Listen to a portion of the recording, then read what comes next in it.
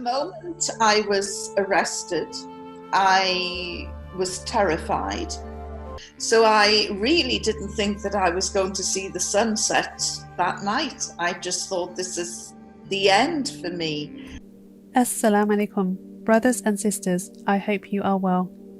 The Taliban is promising to protect women's rights and press freedom in the group's first news conference following its stunning takeover of Afghanistan as the group's co-founder returned to the country.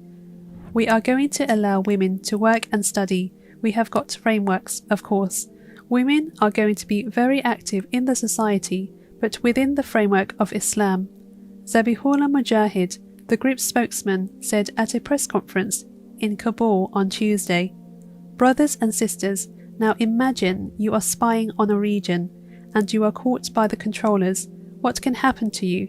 Most of us can't dream of being released from prison."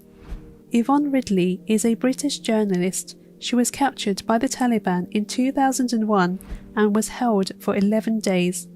She entered Afghanistan from the borders of Pakistan illegally and spent 2 days undercover.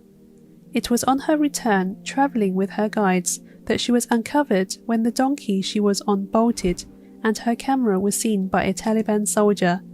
She was accused of being a spy, which carried a death sentence, and at the very least faced jail for illegally entering Afghanistan. She said in her book, In the Hands of the Taliban, that while she was in captivity, she was treated with respect by the men of the Taliban and was subsequently amazed by their courtesy. All men that she came in contact with lowered their gazes to her, which left her bewildered. The moment I was arrested, I was terrified because I had fallen for all of the Western propaganda that these were brutal, evil men who hated women. So I really didn't think that I was going to see the sunset that night. I just thought this is the end for me. When they were talking to me, they kept looking away. They looked at the ceiling, they looked at the floor, they looked out of the window, they looked anywhere but at me. And I just thought, they can't look me in the eye because they know that they're going to kill me and they're feeling too guilty. When of course I learned later that they were showing me respect by not staring at me. So it was a real clash of cultures. They kept responding to me when I was rude, aggressive. I threw things at them, I spat at them. They kept saying, "Why are you behaving like this? You were our guest. We want you to be happy."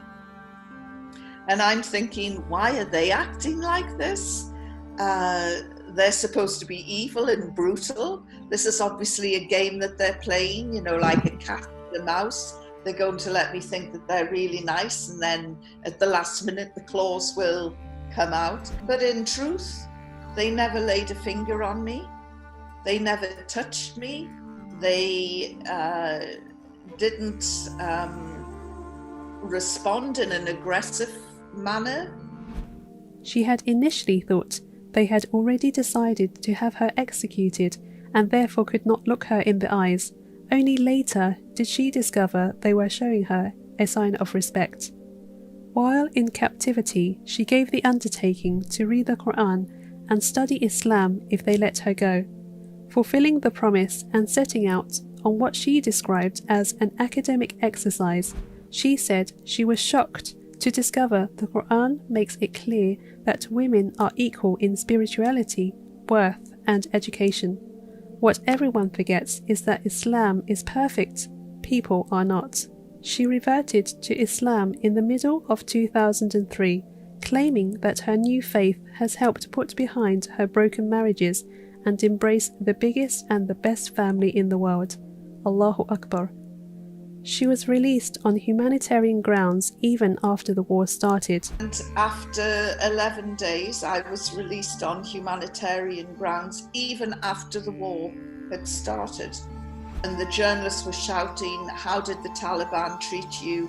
And I'm walking towards my colleagues, from the Pakistan media, and I thought, you know, these guys treated me with courtesy and respect. And then I thought, gosh, how did I treat them? And I thought, I nearly stopped and I nearly turned around to go back to say, look, I'm really sorry I was so rude.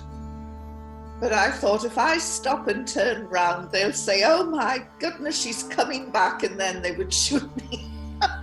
So I went and I told the Pakistan media I was treated with courtesy and respect, which was true. But I will, if you release me, I will read your holy book and I will study Islam. When I got back to London, it would have been easy for me to think, well, I'm not keeping my promise. But I also thought, as a journalist, it was quite clear that I knew nothing about Islam. And if I was to write with any authority about people from Asia, from the Arab world, from the Muslim world, if I was to write with any authority, I needed to know about Islam. Because the one thing that I came to understand very quickly through the Taliban was that Islam is not just something you pick up and put down on Friday prayers. It is a way of life. It is the way you eat, the way you sleep, the way you think, the way you pray, the way you dress, the way everything. It's a whole life support system. And so as a duty to myself as a journalist to be informed, as well as giving a promise to the Taliban, I started reading Islam. I also started to read about this man, Muhammad, the founder of Islam. And I was amazed by what I read, you know, and back in 2001, I had never heard of him. And of course now, our beloved Prophet Muhammad sallallahu alaihi wasallam is a role model as contemporary, you know, he's a man of the 21st century, as he was back in the 7th century, an incredible person. At the end of 2 years, I ended up embracing Islam, and it wasn't a great leap of faith. I'm still praying to the same God. I just do it in a more disciplined way. Unfortunately, the free press doesn't exist, and it's used for a propaganda. Propaganda is a very powerful tool.